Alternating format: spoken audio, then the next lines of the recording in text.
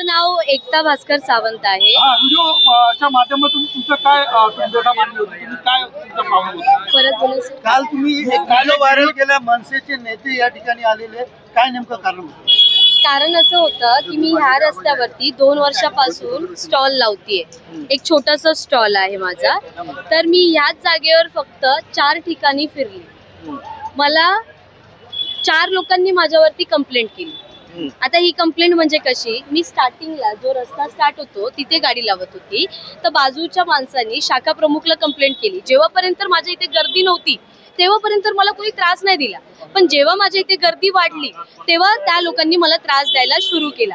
इथे शाखा प्रमुख कडे जाऊन त्यांनी कंप्लेंट केली. शाखा प्रमुख कडून कुणाला कॉल केली असेल केडीएमसी वाल्यांना, त्यांनी माझा स्टॉल बंद केला. कोणते शाखा प्रमुख? इथे एक आहे बघा. हा बरोबर, ते मला नाही माहिती दादा, मला काहीच माहिती नाहीये. फक्त एवढंच की माझा स्टॉल बंद केला. आता तुम्हाला काय वाटतं किती दिवस माझा स्टॉल बंद केला असेल? 1 दिवस 2 दिवस, पूर्ण 20 दिवस माझा स्टॉल बंद होता. मी रोज यायची, अशी हात जोडायची, दादा प्लीज माझा स्टॉल चालू करून द्या. मी माझ्या घरात एकटीच कमवणारी, कोणी माझ्यावर दया नाही केली, थोडीशी पण दया नाही केली. मी 20 दिवस रडली, हात जोडली, दादा मला चालू करून द्या.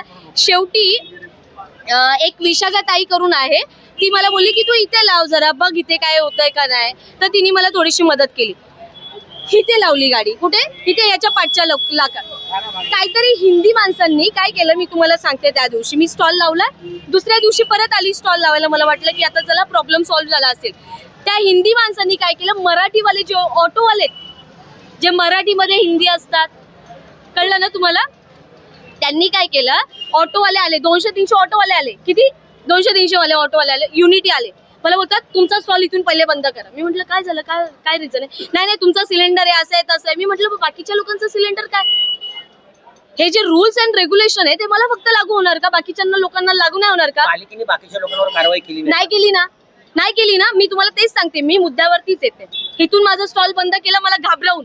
आता शेवटी एक जेव्हा मराठी माणूस येतो आपल्याला बोलायला, तर आपण मराठी माणसाचं ऐकणार की काहीतरी विचार करून बोलत असेल. पण नाही, कुणी कंप्लेंट केली? हिंदी माणसांनी कंप्लेंट केली. ऍक्शन कुणी घेतली? मराठी माणसांनी, ऑटोवाल्यांनी. संपली गोष्ट इथे. परत मग तिथून मी इथे आली. तुम्हाला काय वाटतं, रस्त्यावरती लोक पैसे घेत नाही? लोक पैसे नाही घेत. करप्शन तुम्हाला माहिती कुठे चाललंय? तुमच्याकडनं पण पालिकेने काय मागणी केली? हे बघा, मी पालिकेला स्वतः बोलत होती की मला एवढा त्रास देण्यापेक्षा 20 दिवस बंद धंदा ठेवण्यापेक्षा, दिवाळी आपण काय विचार करतो दिवाळीला, की घरात माझा पैसा आला पाहिजे. माझा धंदा बंद केलाय ताई, माझी काय हालत झाली असेल? माझी मम्मी रडत होती, माझी काय हालत झाली असेल? विचार करा. तुमच्याकडे आपले घ्यायचे 300 रुपये. हा, ते तर ऐका तुम्ही. माझं मम्मी आहे, 2 भाऊ आहे, पप्पा नाहीये. ठीक आहे. तर दिवाळी बंद, नवरात्री बंद. रवींद्र चव्हाण सरांच्या ऑफिसला गेली, पण ते काय भेटले नाही, कारण की त्यांचं नमो ते रमो काय ते त्यांचं चालू होतं. एवढं मी डिप्रेशन मध्ये गेली ना, की मला आता कुठून तरी मदत भेटेल का.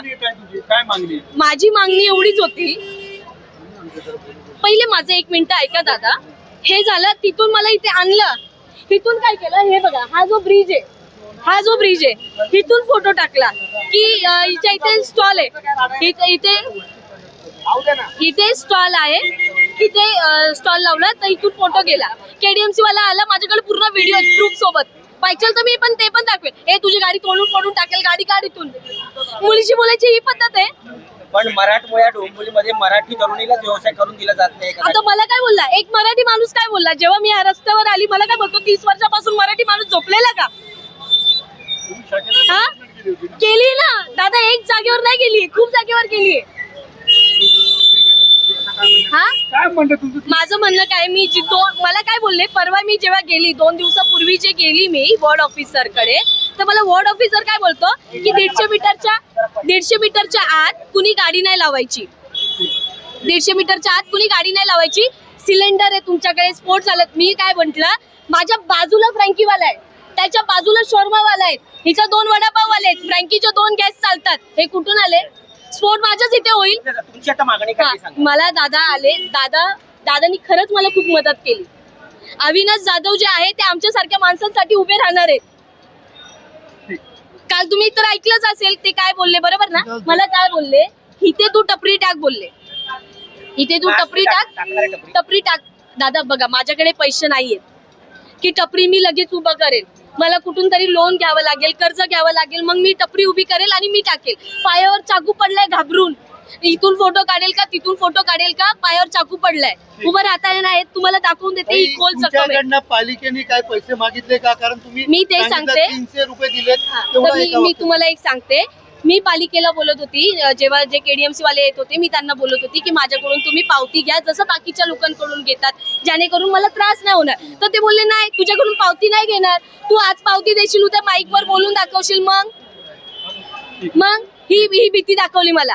हे बघा, पैसे घेतात, ज्यांचं मी नाव नाही सांगणार, सर्वांचे पोट आहेत. माझं लास्ट म्हणणं काय आहे माझं, हे जे सर्व जे कमवतात ना, हे लोक जे सर्व जे कमवताय ना, सर्व बिनधास्त कमवा, सर्वांना पोट आहे, तुम्ही करा.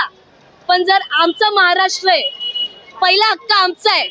जर आम्ही कमवत असेल ना, तर आम्हाला पाठी खेचू नका. ह्यांना चिकनचा वास येतो, या गुजराती लोकांना चिकनचा वास येतो की चिकन विकते. ह्यांना हे नाही कळलं की मुंबईमध्ये येणार तर तुम्हाला पैसे कमवायचे, ते बरोबर कळलं तुम्हाला. हा, हे कळलं तुम्हाला बरोबर.